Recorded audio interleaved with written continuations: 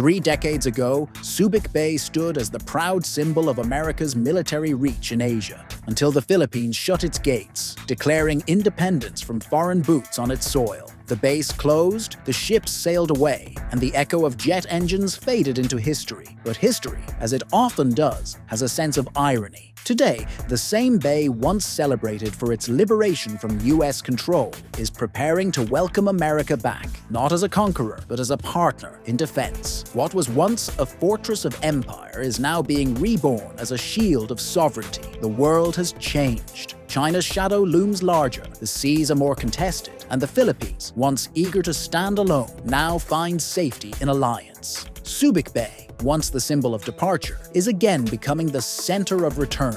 This is not just the revival of an old base, it's the story of a nation caught between memory and necessity, pride and survival, as it redefines what freedom means in a world where independence sometimes requires standing together. US officials call it essential, a long overdue step to close the Indo-Pacific's ammunition gap.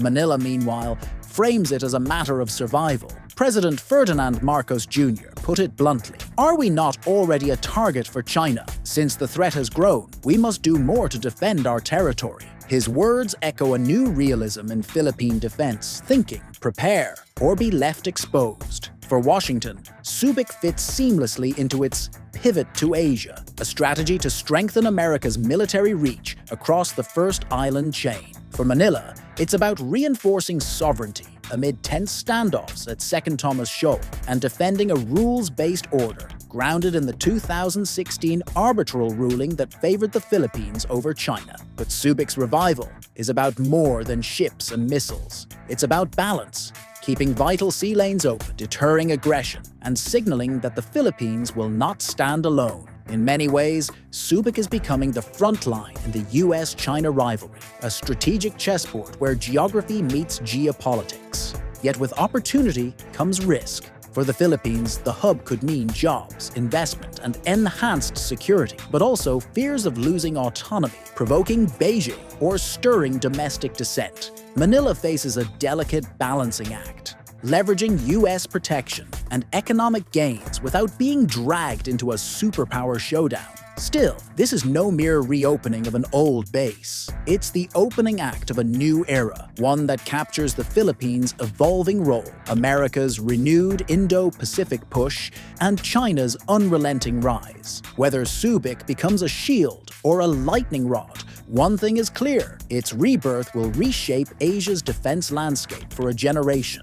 Unlike the Subic of old, this isn't about massive fleets or thousands of troops. The new hub will focus on high-tech ammunition manufacturing, storage, and logistics, built for speed, resilience, and precision. It's designed to keep US and allied forces supplied across the Indo-Pacific, where distance and timing can determine victory or defeat. Former President Donald Trump once declared, "We'll have more ammunition than any country has ever had." That mindset helped inspire today's forward-staging push, now backed by the US House Appropriations Committee, which urged the Pentagon to study ways to make such a facility happen in Asia. For American strategists, it's not just about Subic. It's about ensuring that supply lines never break in the world's most contested theater. For Manila, the project carries deep symbolic weight. President Marcos Jr. insists this is about self-reliant defense, not dependency. "We must think about protecting the Philippines," he said. Defense Secretary Gilbert Teodoro Jr. adds that this isn't purely a military endeavor. It's also a foreign direct investment model. Funded through US congressional support, the hub will operate commercially, creating 200 to 300 highly technical jobs and spurring growth in industries like logistics, ship repair, and defense technology. Subic's ports and surrounding economy could see a significant boost. Decades ago, Subic Bay Naval Base spanned 262 square miles, serving as a vital stronghold for US Pacific operation. Today, its geography still matters, perhaps more than ever. It faces the South China Sea head-on, at a perfect range between Taiwan and southern China, sitting right in the center of Asia's flashpoints.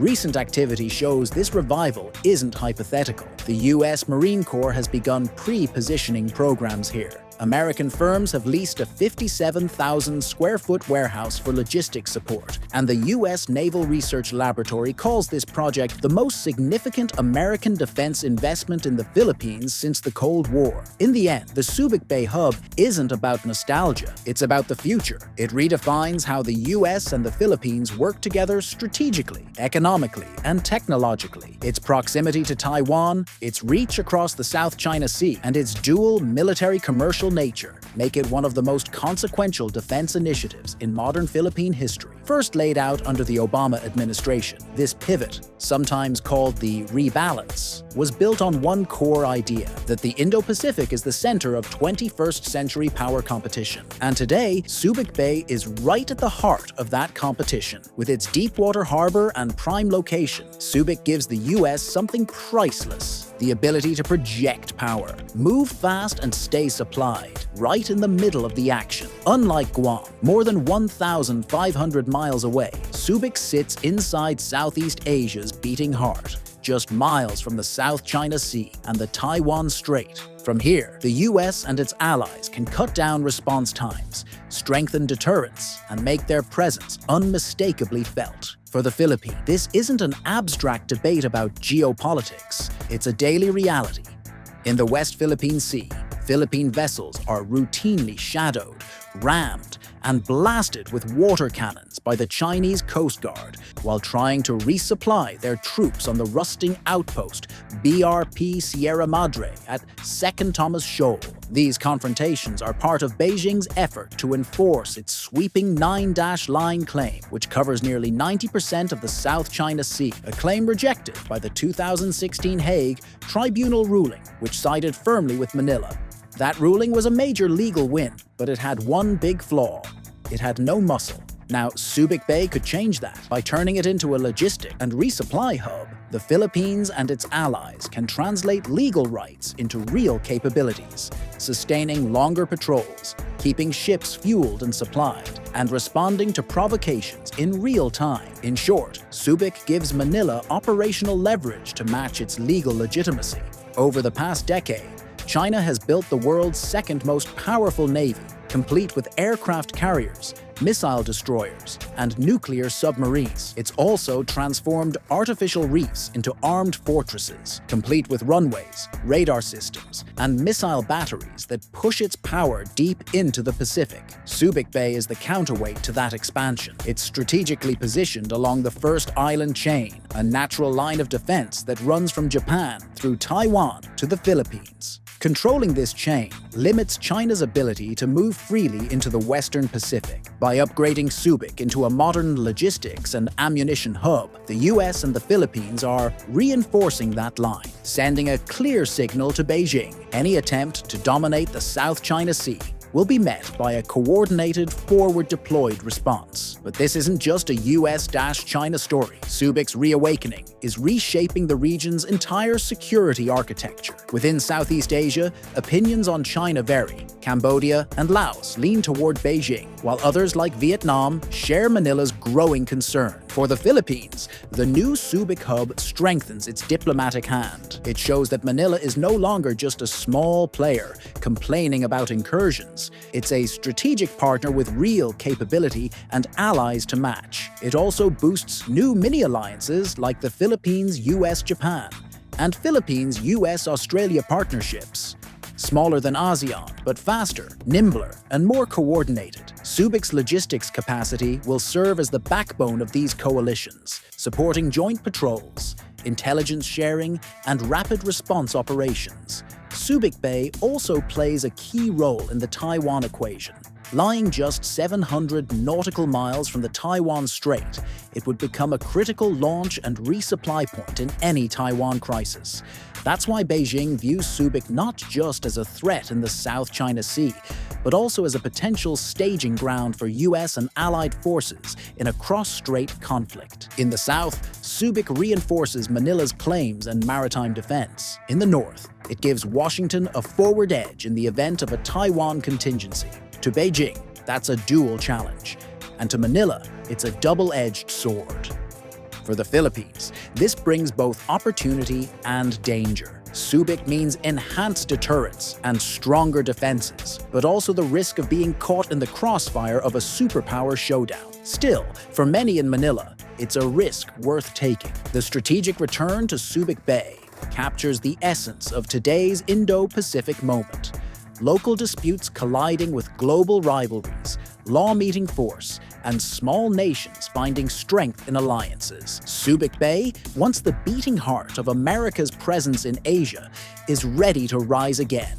This time as the symbol of a new regional order taking shape before our eyes. The rebirth of Subic Bay isn't just about military logistics, it's about power, opportunity, and risk. Much like its transformation into a thriving commercial hub after the US Navy's departure in 1991, Subic now stands at the edge of another reinvention, this time as a US-backed defense and logistics center with sweeping geopolitical and economic implications. If all goes according to plan, the project could bring foreign investment, technology transfer, and hundreds of skilled jobs to central Luzon. Philippine Defense Secretary Gilbert Teodoro Jr. has confirmed that it will operate under a commercial FDI model, not just as a military outpost, but as an economic engine. The initial phase alone could create 200 to 300 technical jobs, with even more as the hub expands. Beyond direct employment, the ripple effects could be huge, boosting industries like steel, ship repair, logistics, and port services. Just as the old Subic Bay Freeport became a magnet for shipyards, tourism, and tech ventures, this new defense hub could spark a fresh wave of economic revival across the region. But every opportunity comes with a cost. And for Beijing, this isn't a neutral development. It's a provocation. To China, the return of a major US presence at Subic is a direct challenge to its dominance in the South China Sea, where it has poured billions into artificial islands, naval bases, and missile fortresses. The likely response? Sharper naval maneuvers, more aggressive air patrols, and coercive tactics, from water cannon attacks to trade and labor restrictions aimed at punishing Manila. In short, Subic's reactivation could raise the stakes, not lower them. It risks miscalculation, especially if US and Chinese forces come face-to-face in disputed waters. For many Filipinos, the revival of Subic also reopens old wounds. When the US bases closed in 1991 after the Senate rejected a new treaty, it was hailed as a victory for national independence, a break from decades of colonial-era dependency. Now, more than 30 years later, the return of American forces, even in a limited role, revives a difficult question. Are we strengthening our sovereignty or surrendering parts of it again? The Marcos Jr. administration insists this is about self-reliant defense and protecting the nation from growing threats in the West Philippine Sea. But critics warn it risks turning the Philippines into a pawn in the US-China rivalry, dragged into conflicts like a Taiwan contingency that go far beyond its own interests. At home, the project also raises concerns about social and environmental fallout. During the Cold War, US bases were blamed for spikes in crime, prostitution, and pollution in nearby communities. The challenge now is ensuring history doesn't repeat itself. That means strict oversight, environmental safeguards, and genuine community engagement, steps that could prevent local resentment and keep public support intact. Without them, the project could ignite nationalist backlash, undermining the very alliance it seeks to strengthen. The Philippines now faces a delicate balancing act. On one side, stronger defenses, new jobs, and a deeper partnership with allies who back a rules-based Indo-Pacific. On the other, the risk of economic retaliation, domestic division, and an escalating standoff with China, its largest trading partner. President Ferdinand Marcos Jr. summed up the dilemma best when he asked, "Are we not already a target for China?" I think what we have to be thinking about is protecting the Philippines. That single line captures the tightrope Manila must walk, defending sovereignty without provoking unnecessary escalation. How well the country manages this balance will define its foreign and defense policy for years to come, and determine its role in the fast-changing Indo-Pacific order. Once the largest US naval base in Asia, Subic Bay has lived many lives: a fortress, a free port, and now possibly a front line again. Its natural deep-water harbor, Advanced facilities and strategic location make it a crown jewel of regional defense planning. For Manila, the hub offers both security and opportunity, a way to deter aggression while fueling economic growth. But it also brings serious risks: Chinese pushback, public backlash, and the ever-present danger of being pulled into a superpower confrontation. At its core, the Subic Bay project is more than an infrastructure plan. It's a symbol of a changing Indo-Pacific. It captures how nations are realigning, how deterrence is being redefined, and how the Philippines is stepping out of the shadows of dependency to become a central player in regional security. By hosting this facility, Manila sends a message. It's no longer a bystander, but a stakeholder willing to shape the future of its own defense and alliances. If handled wisely, Subic's reactivation could anchor the US-Philippine alliance, strengthen regional stability, and reinforce the rules-based order.